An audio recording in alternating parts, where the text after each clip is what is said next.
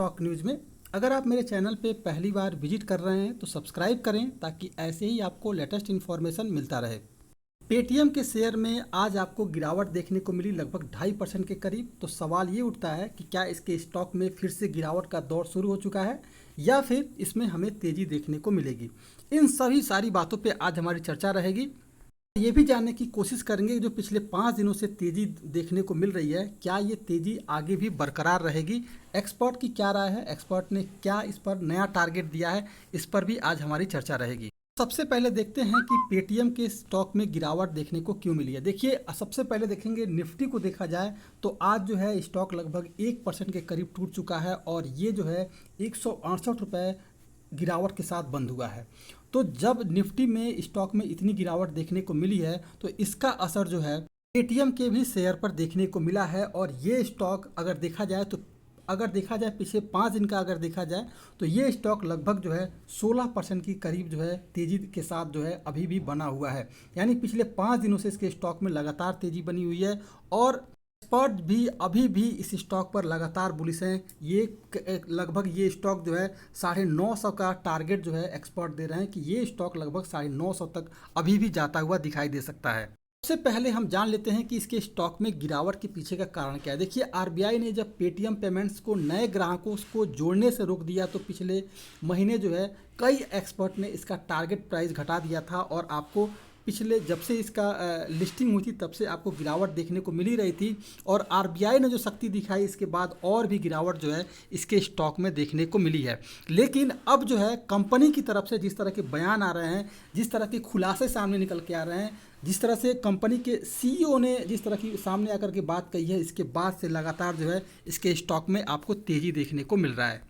कल भी ये बात चर्चा की थी और आज भी यही चर्चा करूंगा कि अगर आपके पास ये स्टॉक है तो फिलहाल अभी सेल ना करें, आपको तेज़ी दिखेगी और इंतज़ार करें इसके Q4 के रिजल्ट का। जिस दिन Q4 का रिजल्ट आ जाएगा आपको इसके स्टॉक में, क्योंकि कंपनी भी यही कर रही है कि इस बार जो है कंपनी का जो Q4 का रिजल्ट बेहद शानदार आने वाला है और जैसे ही कंपनी का रिजल्ट आएगा आपको इसके स्टॉक में और भी तेज़ी देखने को मिलेगी।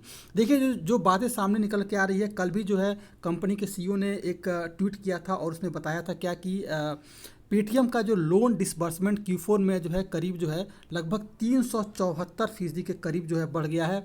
वहीं एग्रीगेट लोन वैल्यू जो है लगभग 417% के करीब बढ़ा हुआ है, जिसके बाद जो है एक सेंटीमेंट जो है इसके शेयर के साथ लगातार बना हुआ है।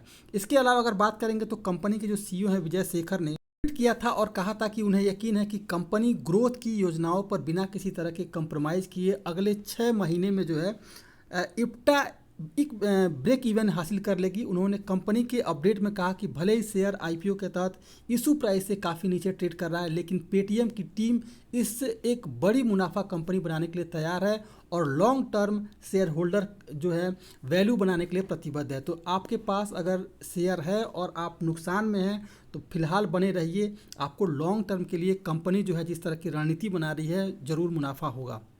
जैसे ही ये पेटीएम के सीईओ की तरफ से बयान आया, पेटीएम प्रबंधन की तरफ से जिस तरह से बयान आया, तो एक तरफ से कह सकते हैं कि पेटीएम के साथ जो है एक सकारात्मक भावना जुड़ा और इसके स्टॉक में आपको तेज़ी देखने को मिल रही है। एक्सपर्ट भी यही मान रहे हैं कि निकट भविष्य में जो है पेटीएम का शेयर जो है अप ट्रेड में रहने की उम्मीद है, लेकिन स्थितिगत निवेशकों को फिनटेक स्टॉक में निवेश निर्णय लेने से पहले जो है Q4 के रिजल्ट का इंतज़ार करना चाहिए। अगर आप जो है नया निवेश करना चाहते हैं तो इंतज़ार कीजिए Q4 के रिजल्ट का।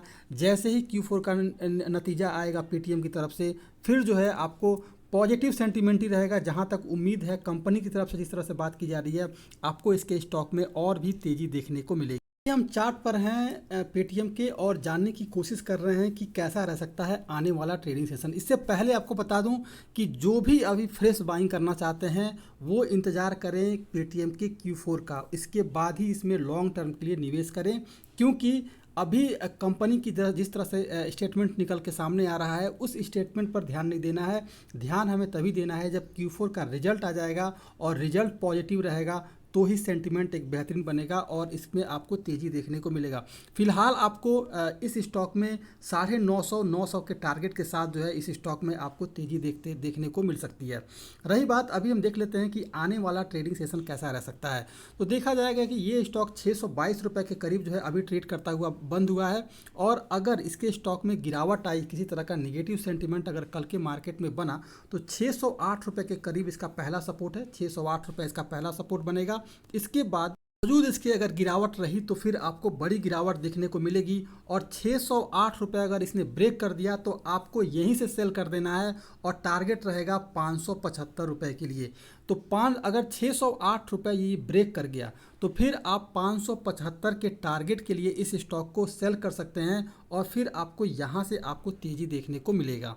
लेकिन अगर सेंटीमेंट पॉजिटिव रहा तो इस स्टॉक में जो खरीदारी करनी है वो खरीदारी करें 620 रुपये के करीब। स्टॉप लॉस जो रखना है वो रखें 600 का, और टारगेट जो रख सकते हैं वो आने वाले 2 से 3 ट्रेडिंग सेशन के लिए लगभग 700 का।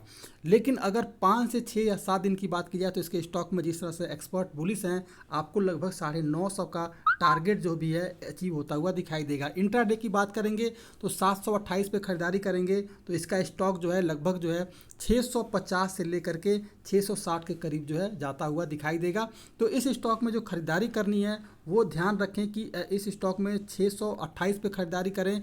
600 रुपये का आप स्टॉप लॉस रखें, और टारगेट जो रखना है वो रखना है 650 से 660 रुपये का।